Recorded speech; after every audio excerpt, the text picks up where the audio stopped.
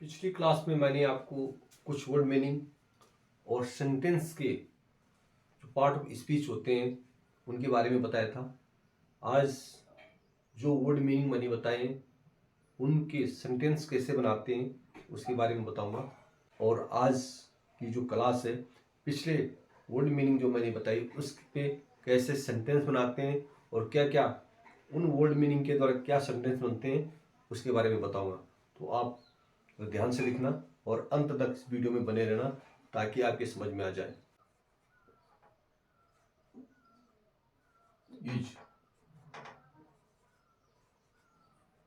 Is यानी है। My name is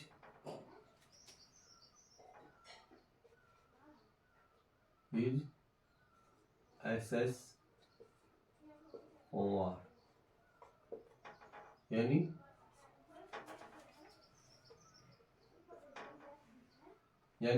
is यानी है। My name is SS Pawar यानी मेरा नाम SS पवार है।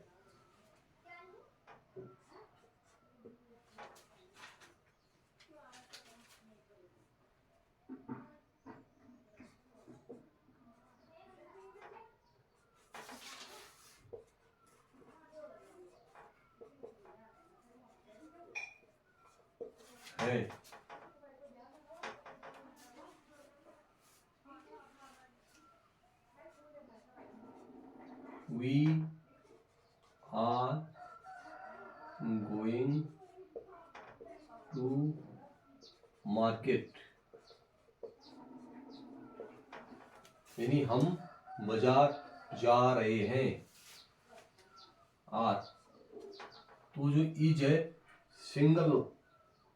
सिंगुलर नंबर के साथ यूज हुआ है और यहाँ पर वी यानी बहुवचन यानी प्लूरल जो नंबर आया है उसके साथ आर यूज होगा उसमें।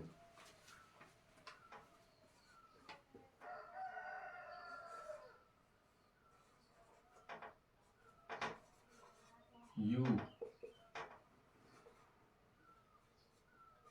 आप या तुम।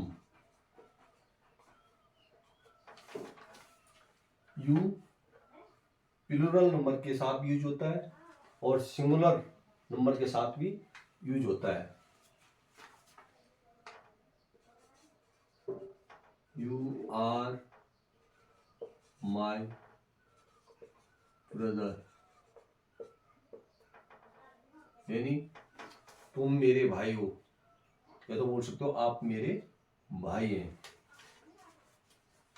उसी प्रकार से इसका अगर प्लूरल बनाएंगे तो यू पीपल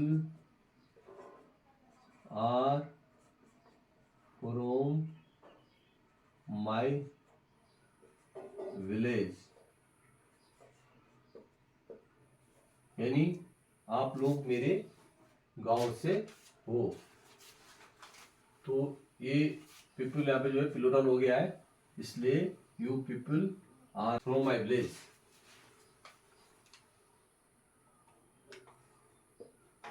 उसके बाद अगर ही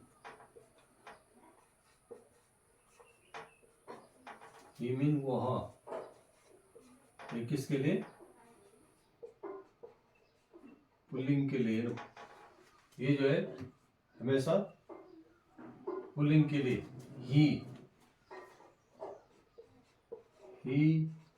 इज माय ब्रदर यानी वो मेरा भाई है। सी का मतलब भी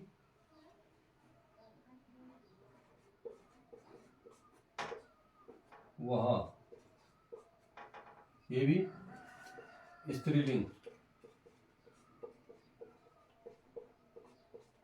के लिए यूज होगा यानी किसी लड़की या किसी औरत के लिए। सी इज माय सिस्टर यानी वह मेरी बहन है। उसके बाद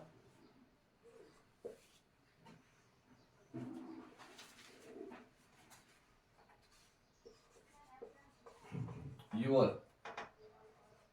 युवर, आपका, ऑब्लिक तुम्हारा।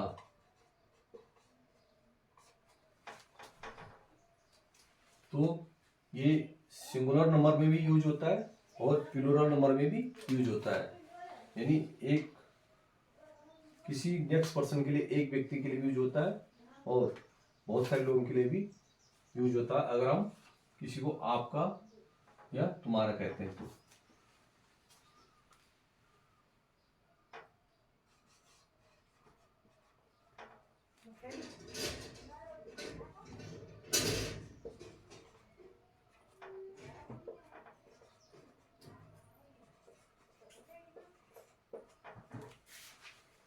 योर ब्रदर इज नॉटी, आपका भाई क्या है? नॉटी है, यानी शरारती है, शैतान है।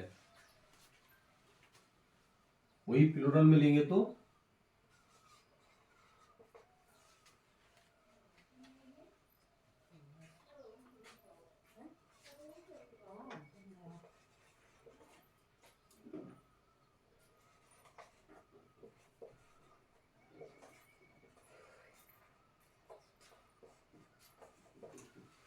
Your children are very naughty, यानी आपके बच्चे बहुत शैतान है।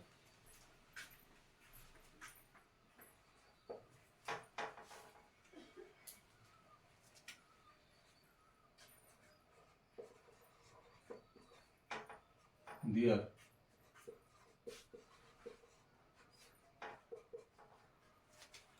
उनका।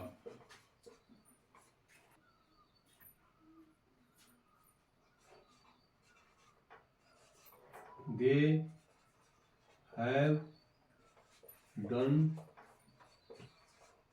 देयर वर्क, यानी वे अपना काम कर चुके हैं। देयर, देयर मानी उनका, तो दे हैव डन देयर वर्क, कि वे उनका काम यानी अपना,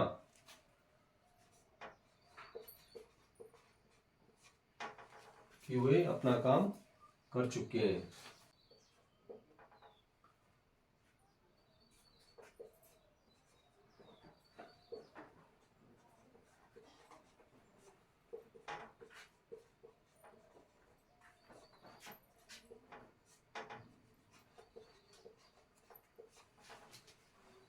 ये हिज, ये सिंगुलर में है तो इसका भी अपना, उसका या अपना।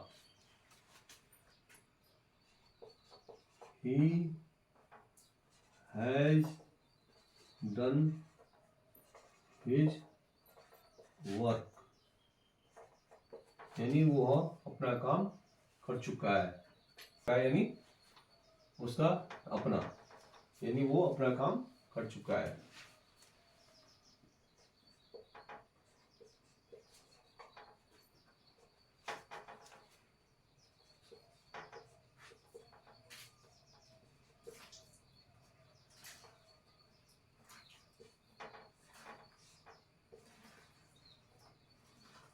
उसकी या अपनी, या तो उसका या अपना भी आता है। ये किसके लिए? स्त्रीलिंग के लिए। Her mother is my sister, यानी उनकी मम्मी मेरी बहन है। तो ये इतने जितने वर्ड मीनिंग मैंने लिखाए थे उनके मैंने सेंटेंस के एग्जाम्पल दे दिए। फिर आगे है वॉइस,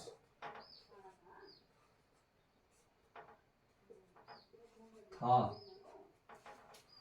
ऑब्लिक थी। ये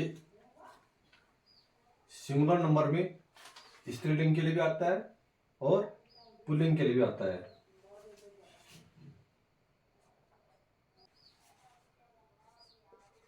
शी वॉज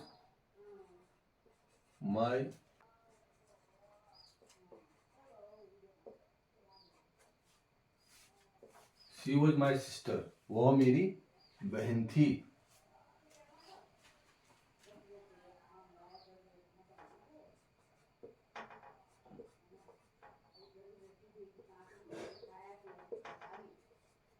वे थे, दे वेर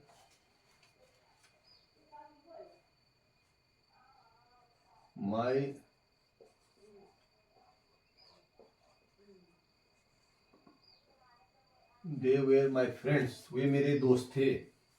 तो ये प्लूरल नंबर्स में मास्कुलिन जेंडर के साथ भी आता है और फेमिनिन जेंडर यानी स्त्रीलिंग के लिए भी आता है और पुल्लिंग के लिए भी आता है। ये वेर। अब मैंने आपको कुछ सेल्फ वाले वर्ड बताए थे। Self oblique self. तो वैसे ये प्रोनाउन के वर्ड्स हैं, लेकिन वो मैंने आपको बताए थे, तो मैं उन पे कुछ यानी सेंटेंस बना के बता देता हूं आपको। सबसे पहले my self,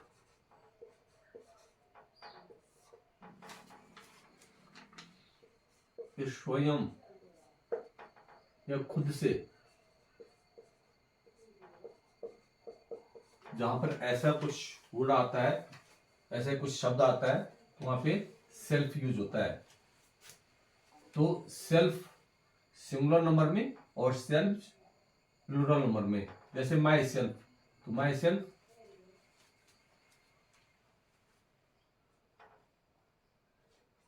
I did this work my self. तो ये रिफ्लेक्सिव प्रोनाउन है, वो प्रोनाउन मैं आपको बाद में बताऊंगा। वैसे रिफ्लेक्सिव प्रोनाउन में आता है।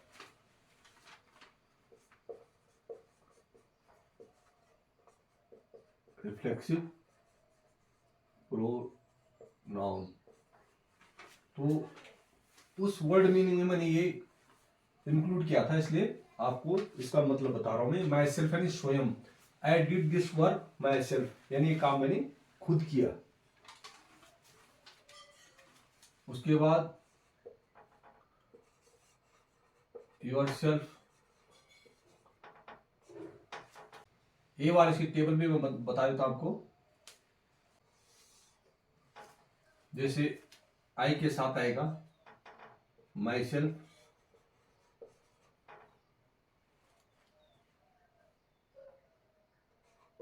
ही के साथ आएगा हिमसेल्फ, सी के साथ आएगा हर सेल्फ, यू के साथ आएगा यूर सेल्फ। अगर सिंगुलर नंबर है तो यूर सेल्फ आएगा, और प्लूरल है तो यूर सेल्फ।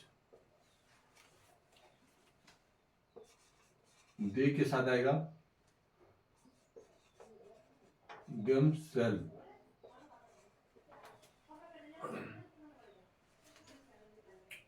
ओवर के साथ आएगा आवर सेल्फ। उसके बाद इट के साथ आएगा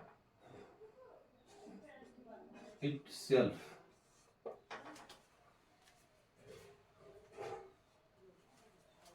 तो एक मैंने एक टेबल बना दी है। आगे सेंटेंस में जब कि प्रोनाउन की बात होगी तो उसमें बता दूंगा। इस टेबल के माध्यम से मैंने बता दिया कि आई के साथ माई सेल्फ आता है, ही के साथ हिम सेल्फ आता है, और सी के साथ हर सेल्फ, यू के साथ योर सेल्फ, दे के साथ देम सेल्फ, ओवर के साथ और सेल्फ, इट के साथ इट सेल्फ, और यू अगर प्लूरल में तो योर सेल्फ। तो ये सेल्फ का यूज कैसे कैसे होता है और किसके लिए होता है? स्वयं के लिए। जब हम खुद से कोई कुछ कार्य करते हैं, तो जैसे मैंने एक एग्जांपल दे दिया, I did this work my self, यानी ये काम मैंने खुद किया है। तो उसी प्रकार से औरों का भी है। He did his work himself, उसने अपने काम खुद किया। सी डिड दिस वर्क हरसेल्फ, यानी उसने काम खुद किया।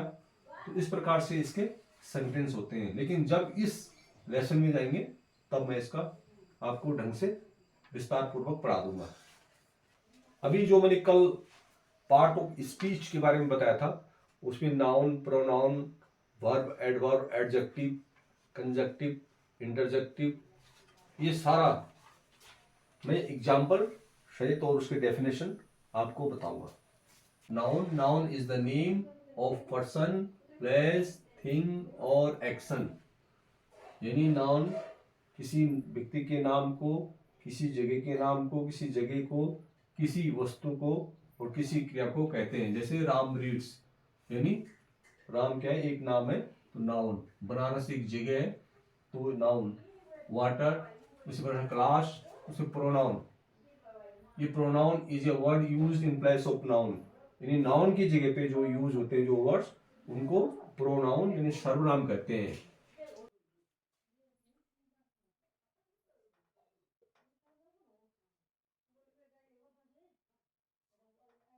सर्वनाम, प्रोनाउन को हिंदी में सर्वनाम कहते हैं। और सी इज माई सिस्टर, तो ये सी क्या हो गया? प्रोनाउन हो गया। अगर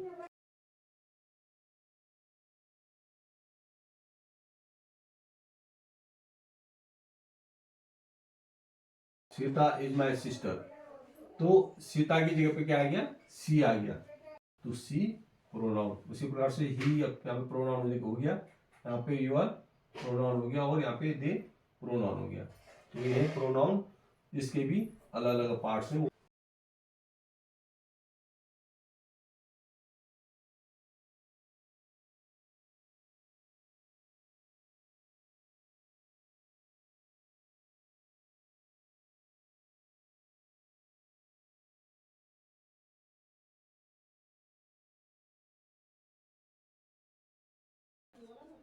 An adjective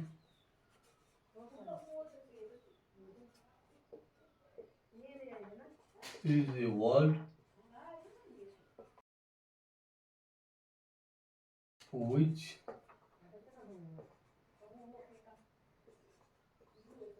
qualities noun or pronoun।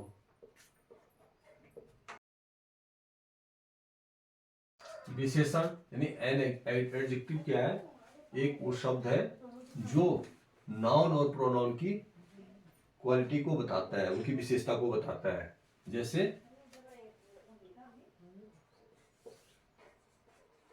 She is a lovely girl, lovely हो गया। B, he is a naughty boy, वो नोटी इसकी क्वालिटी होगी है। सी, माई पेट इज ब्लैक, यानी जो मेरा पालतू है वो क्या है? काला है, तो ब्लैक क्या हो गया? इसकी क्वालिटी होगी। D, my pen is red, यानी मेरा जो पेन है वो क्या है? लाल है। तो ये एडजेक्टिव हो गया, एक क्वालिटी होगी। उसके बाद वर्ब यानी क्रिया। क्रिया क्या है? ये verb is a word that is something about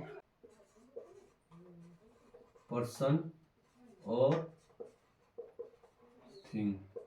तो वर्ब की डेफिनेशन क्या है, यानी क्रिया। A verb is a word that says something about person और थिंग्स, जो कि किसी व्यक्ति और वस्तु के बारे में बताता है, वो क्या है, वर्ब है। तो इसे एग्जांपल,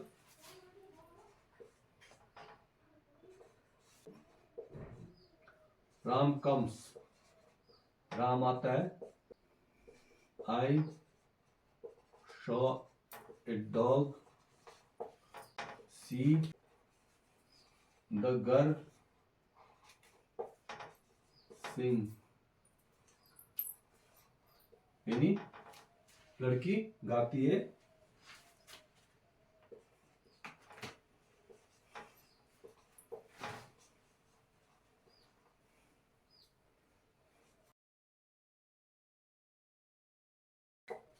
यानी ही इज जंपिंग, वो कूदता है। तो वर्ब को क्या बताया, कम्स यानी आता है। I saw a dog, verb है। द गर्ल सिंग्स, सिंग्स इसमें वर्ब है। तो जंपिंग क्या है, वर्ब है। नंबर 5 है एडवर्ब, यानी हिंदी में क्रिया विशेषण, यानी जो क्रिया होती है उसकी विशेषता बताने वाला। An adverb is a word और an expression that generally describe a verb, यानी एडवर्ब वो शब्द है जो कि वर्ब को एक्सप्रेस करता है, यानी वर्ब के एक्सप्रेशन को बताता है, डिस्क्राइब करता है। जो क्या डिस्क्राइब कर रहा है यहाँ पे, ही सिंग्स लाउडली, यानी ही सिंग्स, सिंग्स क्या वर्ब है, कैसी क्या कर रहा है, लाउडली। तो इस वर्ब को क्या डिस्क्राइब कर रहा है, लाउडली, यानी ये वो बहुत जोर से गाता है। He is working slowly, slowly working verb, यानी ही इज वर्किंग, वो कैसा काम करता है, बहुत ही स्लोली से काम करता है। तीसरा है सी इज शॉटिंग लाउडली, वो कैसे चिल्लाती है, बहुत जोर से चिल्लाती है। फिर सी स्लीप्स साउंडली, स्लीप्स यहाँ पे क्रिया है यानी वर्ब है, और साउंडली यानी आवाज करके सोती है, जैसे गुर्राती है। नेक्स्ट है प्रीपोजिशन, यानी संबंध बोधक अव्यय, हिंदी में इसका मतलब है, और इसकी डेफिनेशन है, अ preposition is a word which is used before a noun or pronoun to show place, time, direction, etc. यानी जो प्रीपोजिशन है, एक प्रीपोजिशन वो वर्ड है जो कि किसी भी नाउन और प्रोनाउन से पहले यूज होता है, क्या दिखाने के लिए, प्लेस, टाइम और डायरेक्शन को जो दिखाता है। तो इसमें क्या है, the book is on the table, तो बुक को कहा दिखा रहा है, टेबल में दिखा रहा है। तो ऑन क्या हो गया, यहाँ पे प्रीपोजिशन हो गया है। पेन कहाँ पे, the pen is in the bag, यानी पेन किसमें, बैग के अंदर है, तो इन यहाँ पर प्रीपोजिशन हो गया है। यू कम टू मी, यानी आप इधर आओ, मेरे पास आओ, तो यू कम टू मी, तो टू क्या हो गया, प्रीपोजिशन हो गया है। ही केम फ्रॉम आगरा, यानी वो आगरा से आया, तो यहाँ पर प्रीपोजिशन फ्रॉम हो गया है, तो एक प्लेस ने दिखा दिया। तो ये था प्रीपोजिशन। नंबर 7 है कंजक्शन, कंजक्शन हिंदी में संयोजक अव्यय। ये conjunction is a word which join word of sentences as, and, but, और, यानी कंजक्शन वो शब्द है जो कि किसी सेंटेंस के शब्दों को जोड़ता है। जैसे मोहन एंड सोहन, यहां मोहन और सोहन दो है, एंड लगा के इन्होंने जोड़े, आर फ्रेंड्स, ये दोनों क्या है, दोस्त है। He came but did not wait, वो आया लेकिन उसने इंतजार नहीं किया, तो यहाँ पे बट आ गया है। सिट हियर और गो होम, बैठो या तो घर को चले जाओ, तो सिट हियर और गो टू होम, यानी या तो बैठो या तो चले जाओ। इंटरजेक्शन यानी विस्मयादि बोधक, तो विस्मयादि बोधक क्या होता है, कोई सडन इंसिडेंट कुछ हो जाता है, उसको हम कैसे एक्सप्रेस करते हैं, उसको कहते हैं विस्मयादि बोधक। और विस्मयादि बोधक का साइन होता है ये, यानी जब भी हम कोई विस्मयादि बोधक कोई वर्ड लिखते हैं तो उसके बाद ये एक्सक्लेमेटरी साइन इसको बोलते हैं, इसको लगा देते हैं। तो इसका जो डेफिनेशन है, interjection is a word that expresses some sudden feeling, जो कि इंटरजेक्शन वो शब्द है जो कि सडन फीलिंग यानी कोई अचानक कोई किसी भावना को व्यक्त करता है। जैसे हुर्रा, खुशी है, hurrah we have won the match, यानी बहुत ही खुशी जाहिर कर रहा है कि हमने क्या मैच जीत लिया, तो उसमें हुर्रा वो साउंड कर रहा है, और हुर्रा के बाद exclamatory sign. Alas my pet is dead, alas मतलब दुख जाहिर कर रहा है, फीलिंग, दुख वाली फीलिंग को जाहिर कर रहा है, मेरा जो पेट है, वेदर इट इज डॉग यानी पेट एनिमल कोई भी है, चाहे पपी है, चाहे वो आपका बिल्ली है, कोई भी है, किटन है, तो कोई भी किसी भी उसके पेट जो पालते हैं हम, तो alas my pet is dead, यानी बहुत दुख है कि हमारा जो पेट है वो मर गया है। तीसरा, यू हैव पास्ट, यानी आश्चर्य एकदम किसी को दिखा रहा है कि आप यानी पास हो गए हैं। फाई यानी घृणा, किससे घृणा दिखाना, you have done a bad things, यानी किसी को घृणा बता रहा है, यू हैव डन, आपने बहुत गंदा काम किया है, तो उसको किससे फीलिंग किससे एक्सप्रेस कर रहा है, फायर से। तो ये था इंटरजेक्शन और उससे पहले कंजक्शन। तो ये पार्ट ऑफ स्पीच के जितने भी पार्ट्स थे जो कि सेंटेंस में यूज होते हैं, और सेंटेंसेस के पार्ट ऑफ स्पीच ये, तो ये कवर कर दी। अब मैंने एग्जाम्पल से आपको बता दिए हैं। अब इसके बाद जैसे नाउन है उसके कितने पार्ट्स हैं, अब जो है जो ग्रामर है, अब वो मैं शुरू करता हूं इसके अकॉर्डिंग, जो मैंने पार्ट ऑफ स्पीच के बारे में आपको बताया। अब जैसे कि मैंने आपको सारे पार्ट ऑफ स्पीच एग्जाम्पल से बता दिए हैं, और हर पार्ट ऑफ स्पीच के जो जैसे नाउन है उसके अलग अलग काइंड्स हैं, प्रोनाउन के भी अलग अलग हैं, हर एक अलग अलग जो काइंड्स हैं वो मैं आपको जो वेद है वो मैं बता दूंगा, और सेंटेंस को कैसे बनाते हैं, उसमें सब्जेक्ट क्या होता है, वर्ब क्या होता है, ऑब्जेक्ट क्या होता है। तो जैसे इंग्लिश में चलता है, इंग्लिश में जो सेंटेंस बनता है वो बनता है पहले सब्जेक्ट, वर्ब, फिर ऑब्जेक्ट। तो यहाँ पे यही अंतर है कि इंग्लिश में पहले सब्जेक्ट, वर्ब, ऑब्जेक्ट आता है, और हिंदी में सब्जेक्ट, ऑब्जेक्ट और वर्ब आता है। तो सारा मैं आपको अगली क्लास में बता दूंगा। तो जितना भी मैंने आपको बताया आप उसको नोटबुक में नोट करना, और ज़रूर इसको पढ़ना और इस पर ध्यान देना। अगर आपको मेरी वीडियो अच्छी लगी तो प्लीज़ लाइक कर देना, कमेंट्स कर देना, और जिसने अभी तक मेरे इस चैनल को सब्सक्राइब ना किया हो सब्सक्राइब भी कर देना। अपने दोस्तों को शेयर कर देना ताकि उनको भी ये कुछ यूजफुल लगे। तो मिलते हैं फिर अगली वीडियो में, तब तक के लिए जय हिंद, जय भारत।